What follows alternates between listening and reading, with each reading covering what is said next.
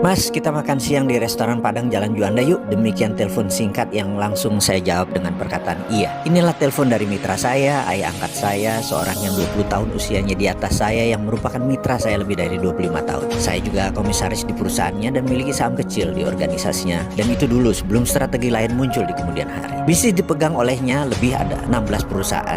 Dan saya respect sekali dengan beliau, seorang asli Bali. Beliau adalah ayah angkat saya. Singkat cerita, hari itu kami makan berdua di restoran Padang favorit kami. Dia bercerita sambil makan bahwa 3 bulan ini kami harus pinjam sana sini untuk menutup overhead perusahaan. Saat itu kami memiliki 600 lebih pegawai dengan beban usaha biaya rutin lainnya kurang lebih 1 bulan 5 miliar ongkos yang kami butuhkan. Sudah 3 bulan ini kita pinjam sana sini, demikian dia berkata. Berat dan bener deh, sudah 25 tahun lebih kita berbisnis, kita tidak pernah telat bayar gaji. Dia memulai monolognya dengan nada serius. Kemudian dia berkata, kita ini para direksi dan pemilik harus gulung koming setiap saat, cari cara untuk menghidupkan perusahaan. Dan untuk itu pegawai kita tidak perlu tahu masalah.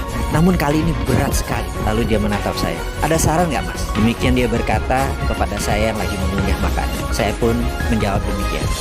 B, gini deh. Bagaimana kalau kita siapkan paket shake hand, golden shake hand kalau perlu. Kita adakan juga program pensiun dini. Kita minta mereka beberapa orang yang ingin pensiun dini, kita pensiunkan. Dan beberapa orang yang tidak perform, kita pecat. Kalau perlu, orang-orang yang mungkin lagi tidak kita butuhkan, kita rumahkan tanpa gaji. Bagaimana, Be, kira-kira? Mendengar suara saya tersebut, wajahnya berubah. Dia menghentikan makannya. Matanya menatap saya dan suaranya menegak. Kamu sombong, Mami. Gak ada rumus pecat karyawan itu. Gak ada yang namanya dirumahkan.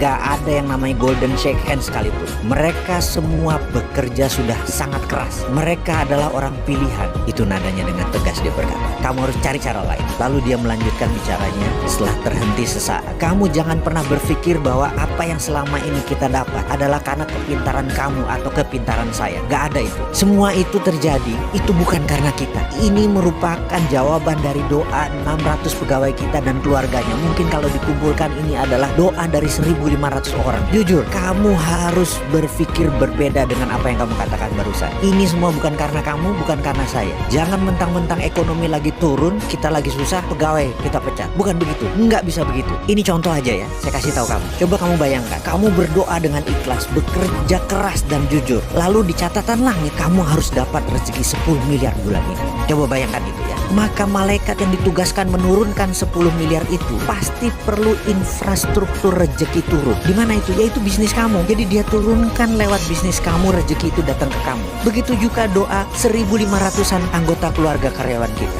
Begitu mereka harus dapat rezeki, di langit mereka tercatat mereka harus dapat rezeki. Maka malaikat itu kan menurunkan melalui perusahaan kita. Itulah yang membuat perusahaan kita berdiri lebih dari 25 tahun. Jadi itu bukan karena kepintaran kamu, bukan karena jabatan kamu, bukan karena saya. Kita ini hanya penyambung jalannya rezeki. Usaha kita itu adalah infrastruktur keluarga pegawai kita untuk rezeki itu turun ke mereka. Faham kamu? Jangan sombong kalau berpikir. Jangan mentang-mentang kamu pemilik. Cabut kata-kata kamu itu. Cari kata-kata lain, cari cara lain. Saya terdiam. Sekali lagi, sudah puluhan kali saya terdiam mendengar monolognya. Saya merenungkan kata-katanya bahwa usaha itu hanya infrastruktur rezeki keluarga kita dan pegawai kita.